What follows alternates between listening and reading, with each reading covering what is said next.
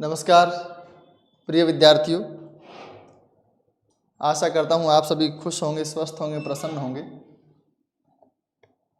हालांकि ये जो बिंदु आप देख रहे हैं आरपीएससी सहायक आचार्य हिंदी परीक्षा 2023, इसके संबंध में 2 दफ़ा मैं बातचीत कर चुका हूँ और बहुत ज़्यादा बार बात करने में मुझे थोड़ी सी असहजता महसूस होती है। मैं बार बार ये सोचता हूँ कि एक ही मुद्दे पर क्या बार बार बातचीत की जाए। जो बात हम कर चुके हैं पहले वही काफ़ी है असल में। लेकिन क्या अभी जैसे विज्ञप्ति जारी हुई और विज्ञप्ति के आगे लिखा है कि इसकी परीक्षा वो अक्टूबर में संभावित है, तो बात तो इस अलग परिस्थितियों को लेकर हो रही है। आज जो हम बातचीत कर रहे हैं लगभग 90 या 100 दिन का हमारे पास समय है। क्या इन 90 और 100 दिन में तैयारी हो सकती है? बात इन मुद्दों को लेकर है। परीक्षा की तैयारी कैसे करें, परीक्षा में सामग्री कैसे हो, इस बात की चर्चा हम पहले कर चुके हैं, थोड़ी सी यहाँ भी करेंगे।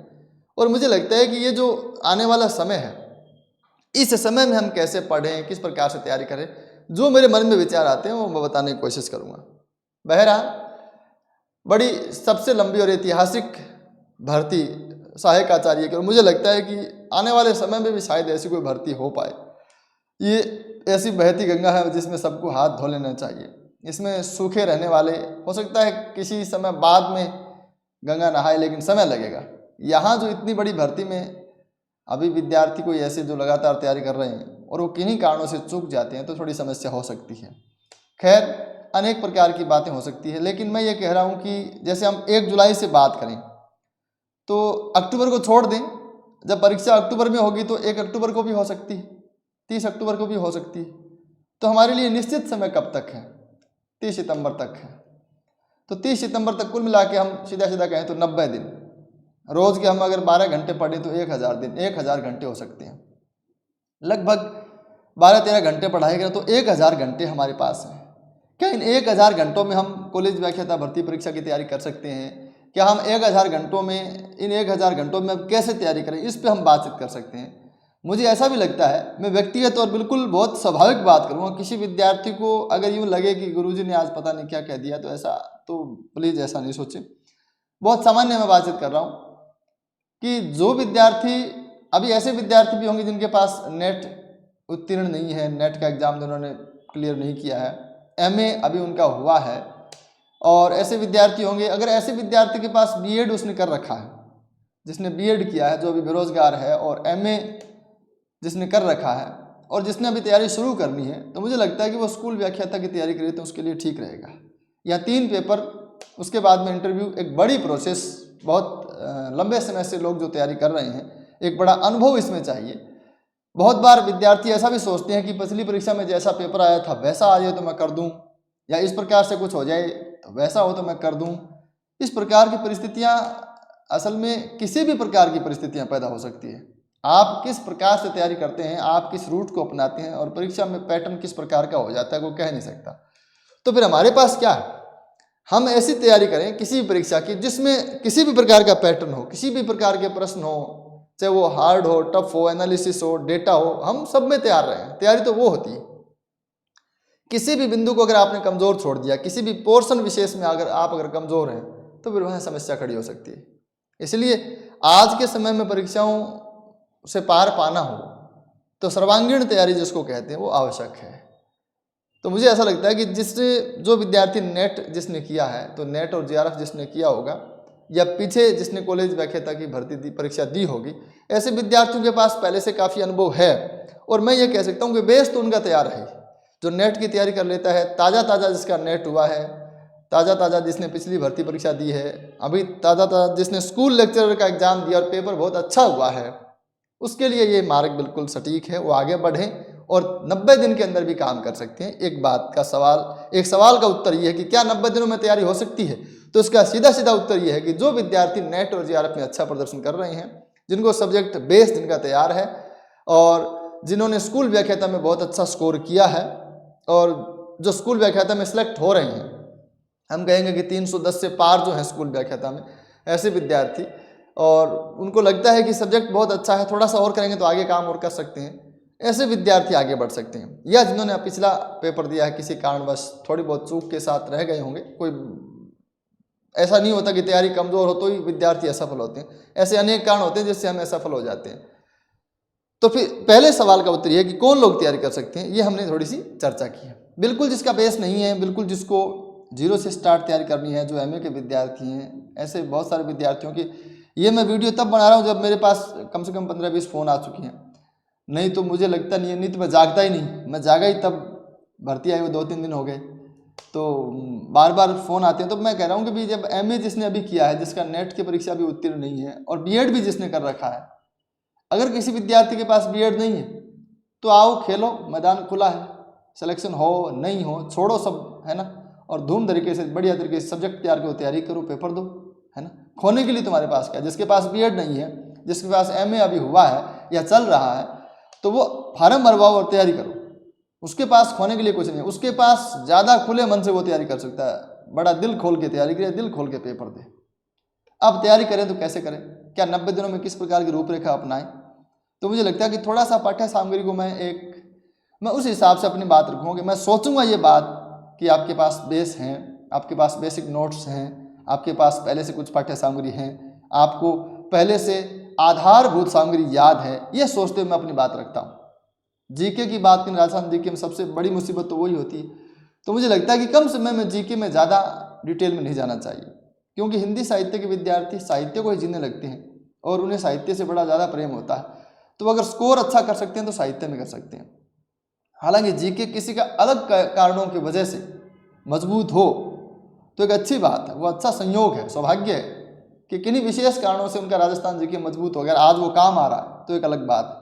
जिनके बहुत अच्छा जीके नहीं है और वो सोचे कि जीके में पारंगत हो जाएं, तो मुझे लगता है कि उसको थोड़ा सा साइड में रखें एक बार, और उसमें केवल और केवल चाहें तो पेनोरमा की गाइड ले सकते हैं।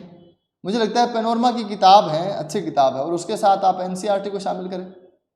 अगर आप भूगोल पढ़ रहे हैं तो 11वीं-12वीं के भूगोल को शामिल कर लें, 10वीं के भूगोल को शामिल कर लें। अगर आप पॉलिटिकल साइंस पढ़ रहे हैं, शामिल करने का मतलब ये केवल इतना है कि आप उन जो पाठ आपके पाठ्यक्रम में हैं, जो बिंदु आपके पाठ्यक्रम में, वो पाठ्यक्रम के बिंदु आपको 9वीं में मिलते हैं 9वीं में पढ़िए, 10वीं क्लास में मिलते हैं 10वीं क्लास में पढ़ लीजिए, पढ़ के 2-4 लाइन उसमें कोई काम की हों, अलग हों, तो वो निकाल लीजिए।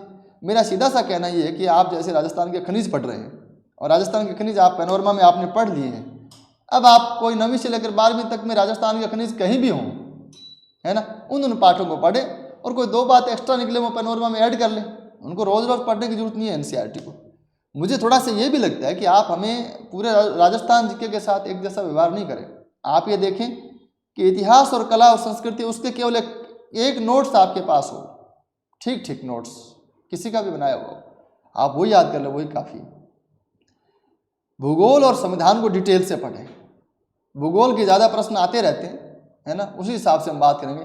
संविधान के टेढ़े प्रश्न आते रहते हैं, तो भूगोल और संविधान में बड़ी डिटेल से बात करने की आवश्यकता है। वहाँ आप कोशिश करें कि आप एनसीईआरटी पढ़ें, पेनोरमा को बहुत अच्छे से पढ़ें, और हो सकता है तो पिछले पेपर देखें जहाँ से पैटर्न जो है पॉलिटिकल साइंस का, संविधान का, वो बहुत अच्छा पैटर्न है और वो एक बड़ी समझ की मांग करता है।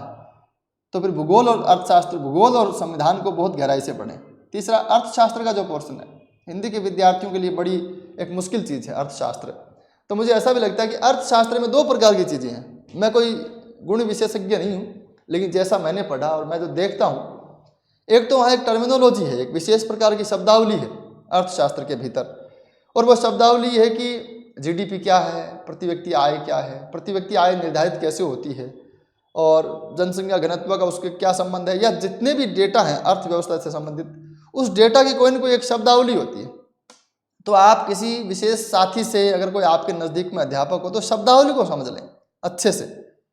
आप देखेंगे, आप सिलेबस निकालिए, सिलेबस निकालेंगे तो विशेष शब्दावली आपको 20-30 शब्द ऐसे नजर आएंगे जो विशेष रूप से महत्वपूर्ण है, उसी पे सारी बात हो रही है। उन शब्दों को पहले समझें, इनका मतलब क्या है। उसके बाद में फिर कम से कम 2 बजट में जीडीपी क्या रही, प्रति व्यक्ति आय क्या रही, जीडीपी में योगदान सेवा क्षेत्र का क्या रहा, इस प्रकार की चीज़ें रहेगी। तो आप टर्मिनोलॉजी जो है, शब्दावली जो है, उसको पहले समझ लें, और डेटा को अभी याद नहीं करें, क्योंकि जब परीक्षा नज़दीक में होगी तब पिछला 2 बजट आपको याद करना है। अगर आपने टर्मिनोलॉजी को समझ लिया, वहाँ जो टर्म्स हैं उनको समझ लिया, तो डेटा याद करने मुझे लगता है मुश्किल से 2 दिन लगेंगे। तो अर्थशास्त्र में इस प्रकार से देखते हुए पढ़ें। अब रह गई बात हिंदी साहित्य की। हिंदी साहित्य में 2 पेपर हैं जो पहला पेपर है, उसमें हिंदी भाषा के लिए आप हरदेव बाहरी को पढ़िए, केवल एक पुस्तक पढ़िए। थोड़ा सा हम समेट रहे हैं क्योंकि पहले से आपके पास जो सामग्री है, चाहे आपने सेकंड ग्रेड की तैयारी की हो मान लो, तो आपने भाषा और लिपि के नोट्स बनाए होंगे। आपने स्कूल लेक्चरर का पेपर दिया है तो भाषा और लिपि के कुछ नोट्स बनाए होंगे या कोई पाठ्य सामग्री आपके पास होंगी। कॉलेज का पिछला पेपर दिया है तो आपने नोट्स बनाए होंगे। अब 90 दिन में आप नोट्स बनाने का काम नहीं करें, बने बनाए नोट्स लें, किसी के हों। मेरे पास नहीं है, मेरे पास, मुझे PDF के लिए मैसेज नहीं करें, क्योंकि मैं सोच रहा हूँ हालांकि महीने भर में इतिहास की एक पुस्तक आ सकती है। महीने भर में मैं कोशिश करूँगा कि एक इतिहास, हिंदी साहित्य के इतिहास की, कम से कम कविता का इतिहास जो पहले यूनिट से लेकर चौथी यूनिट तक उपयोगी होगा, एक छोटी और एक बहुत सस्ती पुस्तक मैं निकालना चाहता हूँ। तो हो सकती है वो आ जाए, कोशिश जारी है, काफ़ी प्रयास कर रहा हूँ मैं। लेकिन किसी के भी नोट्स हों आप वो लीजिए और नोट्स खुद नहीं बनाएं। उसमें फिर इतिहास में आप क्या क्या चीज़ों को, सॉरी मैं बात भाषा और लिपि कर रहा था, तो भाषा और लिपि के जो भी आप नोट्स बना रहे हैं या जो बने हुए आपके पास, उस नोट्स में आप हरदेव बाहरी को शामिल कर लें, एक पुस्तक। अब बात रहेगी काव्य शास्त्र की। भारतीय काव्य शास्त्र के लिए भगीरथ मिश्र को पढ़ें, बार बार पढ़ें, पिछले प्रश्न पत्रों को पढ़ें। हालांकि पिछली बार जो प्रश्न आए हैं उनको ऐसा लगता है कि आप जैसे बलदेव उपाध्याय को पढ़ें तो भी कम है, कम से कम 10 किताबें पढ़ लें तो भी कम है। यानी इस प्रकार की शब्दावली का प्रयोग किया गया है। लेकिन अगर समय कम हो तो हमें अपनी रूपरेखा में बदलाव करना चाहिए। हाँ, किसी के पास, किसी ने पूरा सिलेबस अभी तक तैयार कर रखा है कि हाँ आज पेपर ले लो मैं तैयार हूँ, वो चाहे 10 किताबें पढ़े। लेकिन जो बेसिक जिनका तैयार है, हमने शुरुआत में की थी कि किन किन मैं विद्यार्थियों के लिए बात कर रहा हूँ, ये शुरुआत में हमने तय कर लिया। तो आप भारतीय काव्य शास्त्र में भगीरथ मिश्र को पढ़ें। इसके साथ जो रीति काव्य की भूमिका है डॉक्टर नगेंद्र की, उसमें 50 एक पेज में भारतीय जो सिद्धांत है, रस सिद्धांत, अलंकार सिद्धांत, उनके बारे में बहुत अच्छा दिया गया और काफ़ी प्रश्न वहाँ से आते रहते हैं। रस, छंद, अलंकार, शब्द शक्ति आदि जो स्नातक स्तरीय काव्य शास्त्र है, उसके लिए डॉक्टर नवीन नंदवाना की किताब आप पढ़ सकते हैं, काव्यांग प्रभा। या मुझे लगता है कि कोई गाइड अच्छी हो, मिश्रा जी की गाइड भी अच्छी आती है, सरल काव्य शास्त्र के नाम से, ठीक है, अच्छी गाइड है। और भी कोई गाइड आती है, मुझे उन साथी का नाम याद है इसलिए बता रहा हूँ, हमारे बहुत से साथी इस प्रकार गाइड निकालते रहते हैं। तो रस, छंद, अलंकार आदि के लिए कोई गाइड भी ले सकते हैं आप, कोई बड़ी बात नहीं है ना। कई बार ये भी होता है कि एक साथी का नाम देने से दूसरे साथी बुरा मान जाते हैं, लेकिन ऐसा कोई विशेष बात नहीं। तो रस, छंद, अलंकार के लिए नवीन नंदवाना जी की किताब काव्यांग प्रभा पढ़ सकते हैं, दूसरे को गाइड ले सकते हैं। व्याकरण का पोर्शन भी छोटा सा है, अगर आपको मिले तो NCERT की एक पायनियर प्रकाशन की किताब आती है, पायनियर प्रकाशन की किताब दिल्ली की, दिल्ली में दिल्ली से छपती है वो किताब, NCERT किताब है। कक्षा 9 और 10 के लिए पाठ्यक्रम भाग ए और पाठ्यक्रम भाग ब, 2 किताबें आती है। वैसे तो मुझे लगता है कोई भी आप दोनों में से कोई भी किताब देख लें शायद, तो वो किताब बहुत अच्छी अगर मिल जाए तो, अशोक उपाध्याय की लिखी हुई है। आजकल वो किताब आउट ऑफ स्टॉक भी चल रही है, पता नहीं क्यों, मुझे तो वो आउट ऑफ स्टॉक दिखी। नवीन व्याकरण रचना पढ़ लें, इतना ही काफ़ी है। व्याकरण में ज़्यादा जोर नहीं लगाएं, ज़्यादा दम नहीं लगाएं। मुझे लगता है कुछ भी नहीं पढ़ पाएँ तो नवीन व्याकरण रचना 9वीं और 10वीं में जो अपने लगती है, अपने पाठ्यक्रम बोर्ड में है, उस किताब को देख लें। पाश्चात्य काव्य शास्त्र के लिए देवेंद्र नाथ शर्मा को पढ़ें या किसी के नोट्स ले लें। नेट की किताब भी आप पढ़ सकते हैं अगर आप जल्दी से जल्दी निपटाना चाहते हैं पाश्चात्य काव्य शास्त्र को। तो जो नेट की किताब है, नेट का जो सेकंड पेपर है, दृष्टि की अच्छी किताब आ रही है, सुनने में आया मुझे तो, है ना भाई, अच्छी किताब निकाली है, उस किताब को लेकर बातचीत की है ना।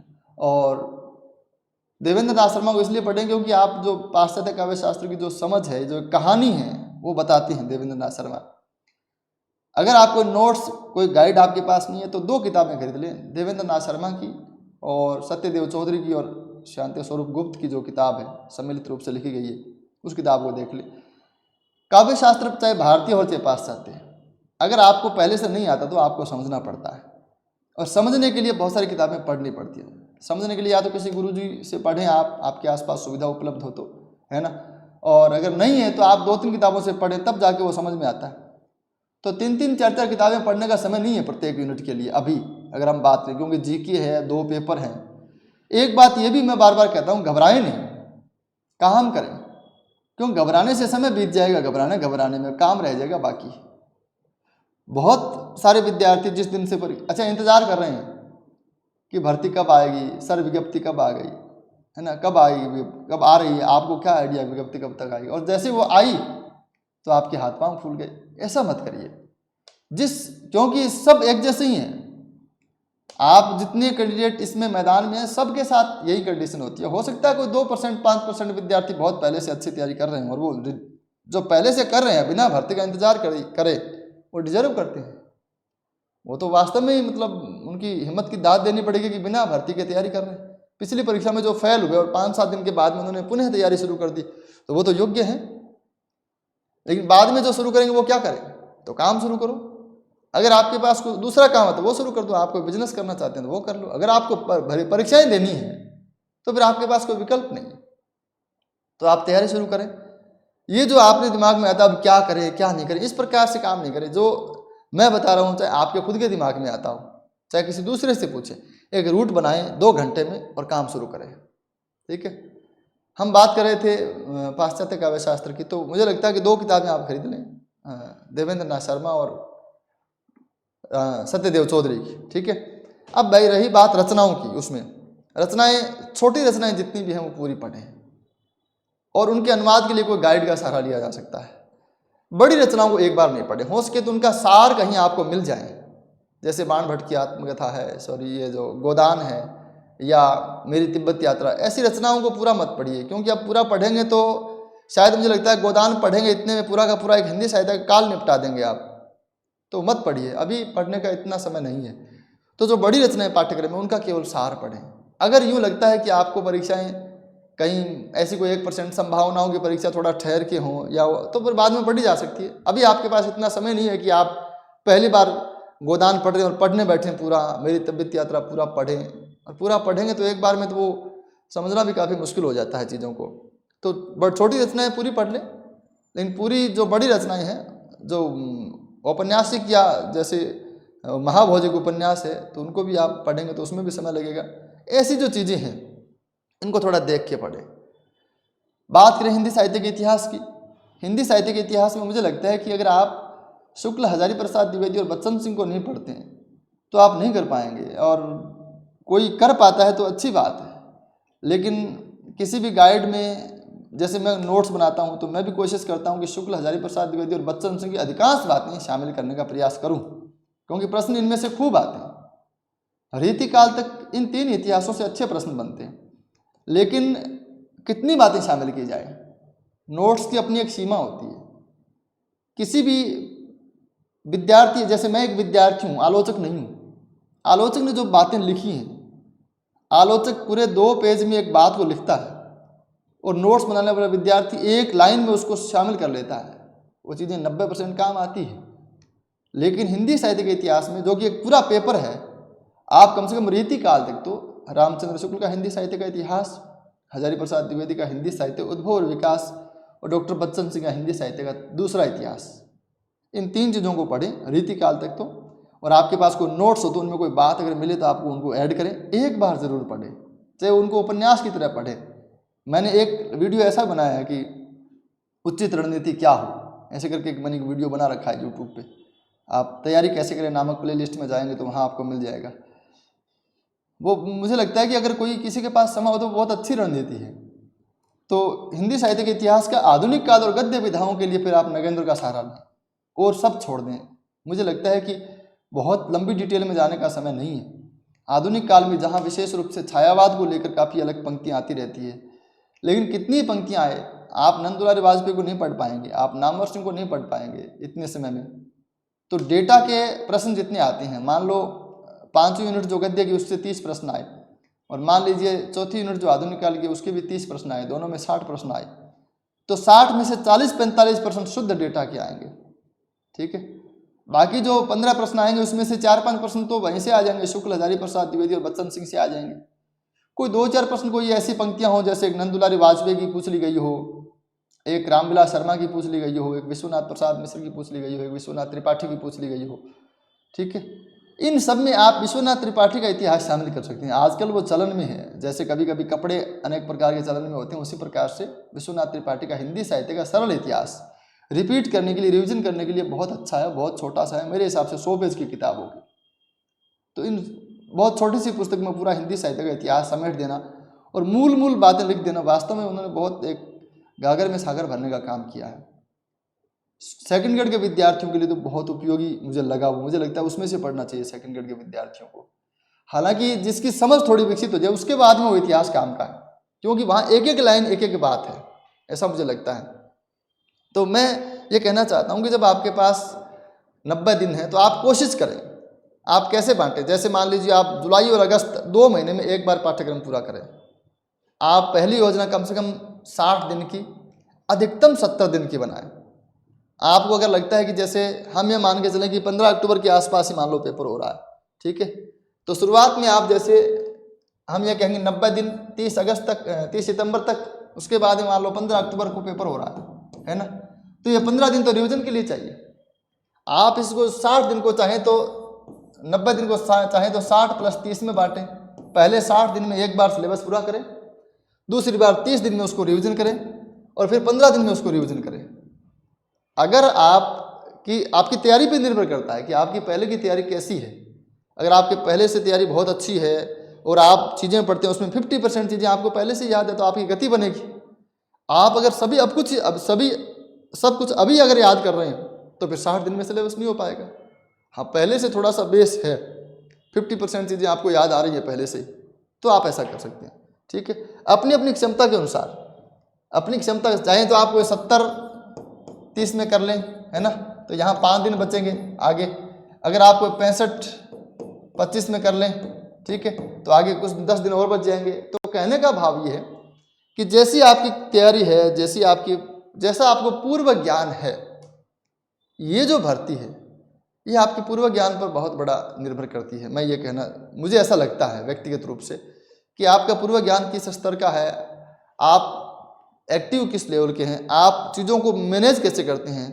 बहुत जल्दी में अगर तैयारी करनी हो तो मैनेजमेंट बहुत अच्छा चाहिए। अगर आप बहुत जल्दी में तैयारी कर रहे हैं तो आपको चीज़ों को मैनेज करना आना चाहिए। आप अपनी पूरी ताकत लगाएं। आप 12-13 घंटा के बजाय 15 घंटा भी पढ़ सकते हैं। और मुझे लगता है कि अगर 15 घंटे आपको पढ़ना है तो आप एक दिन में योजना बनाएं, 2 घंटे में 3 घंटे में, 2 घंटे में 3 घंटे में पाठ्य सामग्री निर्धारित करें कि ये मुझे पढ़ना है। मैंने जो बताया वो कोई आवश्यक नहीं है, आखिरी नहीं है, बिल्कुल भी आखिरी नहीं है। मैं बहुत सामान्य बातचीत करता हूँ मेरे हिसाब से। और जो भी आपको पाठ्य सामग्री तय करनी है वो पाठ्य सामग्री तय कीजिए, उसको कमरे के अंदर रखिए और लॉक हो जाइए। आप कमरे से बाहर मत निकलिए। अगर लंबी तैयारी आप करना चाहते हैं तो ये एक बड़ा मनोवैज्ञानिक तथ्य है कि आप उस कमरे के भीतर रहें। आपको लगता है कि बोर हो गए हैं तो उसी के अंदर टहल लें। आपको लगता है कुछ संगीत सुनना है तो वहीं सुन लें। आपको लगता है कि कुछ अकड़न आ रही है तो वहीं एक्सरसाइज कर लें, प्राणायाम करें, कमरे के भीतर करें, खाएं पिए वहीं रहें। कोशिश करें कि कम से कम उससे बाहर निकलें, तो आपको एक रिदम बनेगी वहाँ पे, है ना। आप नींद आ रही है तो सो जाइए, है ना, भूख लगी है तो खाना खाइए, चाय पीजिए, पानी पीजिए, जो भी, रहिए उस कमरे के भीतर। आप अगर 1 घंटे के लिए बाहर जाते हैं तो पहले आप 5-10 मिनट रूप से मानसिक रूप से सोचेंगे मुझे बाहर जाना है। आप 1 घंटे के, चलो कोई ये सोचता है कि घंटे भर तो बाहर घुमाएं, पूरे दिन में रह रहे हैं, आप वहीं अपने मनोरंजन का साधन करें, वहीं प्राणायाम करें, लंबी सांसें लें, इस प्रकार से कुछ भी कर सकते हैं, है ना। जितना हो सके अपने रिलैक्स करने के तरीके भी वहीं उसी कमरे में ढूंढिए। ये सबसे अहम और सबसे चीज़ें काम करेगी। अगर आपके पास नोट्स नहीं है, अंतिम बात, आखिरी बात जो सूझी वो मैं बता देता हूँ। अगर आपके पास नोट्स नहीं है अभी भी, तो आप बना भी नहीं सकते इतने दिन में, तो फिर आप क्या करें, आप रेखांकित करें, अंडरलाइन करें। चाहे वो भारतीय और पाश्चात्य काव्य शास्त्र हो, चाहे वो भाषा और लिपि में हरदेव बाहरी की पुस्तक हो, चाहे वो शुक्ल हजारी प्रसाद द्विवेदी और बच्चन सिंह का इतिहास हो, आप उनको अंडरलाइन करें।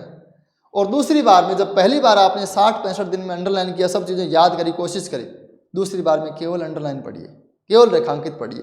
वो एक बना बनाया नोट्स है। हालांकि उतना संतुलित नहीं हो पाता जितना एक नोट्स बनता है, फिर भी वो एक नोट्स बन सकता है। एक तरीका हो सकता है जिसका बहुत अच्छी प्रतिभाशाली लोग हैं माशाल्लाह, जिनकी जो याद रखने की स्मृति बहुत अच्छी है ना। मेरी नहीं है, तो मुझे इन चीज़ों में मुश्किलें आती हैं, मुझे बहुत ज़्यादा काम करना पड़ता है। अगर मेरी स्मृति ठीक होती तो मुझे लगता है कि बहुत कम काम करना पड़ता। तो अगर कोई विद्यार्थी ने कॉलेज लेक्चर पढ़ने के लिए, किसी ने मान लो कोई अगर 100 दिन पढ़ा है तो मुझे लगता है 250 दिन पढ़ना पड़ा होगा, क्योंकि स्मृति का बड़ा फर्क पड़ता है। याद जब चीज़ें नहीं रहती है, फिर भी होता है, ये मैं कह रहा हूँ आपको। अगर आपको चीज़ें याद नहीं रहती है तो भी आपका सिलेक्शन हो सकता है, क्योंकि बहुत अधिक बार अगर किसी चीज़ पे एक बार चोट की जाए तो निश्चित रूप से वो काम करती है ना। रस्सी आते जाते सिल पे भी निशान डाल देती है, पत्थर पे भी निशान डाल देती है। तो ऐसा कोई असंभव कार्य कुछ भी नहीं है, मेरा कहने का मतलब ये है। ठीक है, तो आप शुरू करें, मेरी शुभकामनाएं आपके साथ हैं। बिल्कुल भी घबराएं नहीं, और कुछ ऐसा नहीं है और ऐसी कोई असंभव चीज़ नहीं है कि अभी नहीं हो सकता।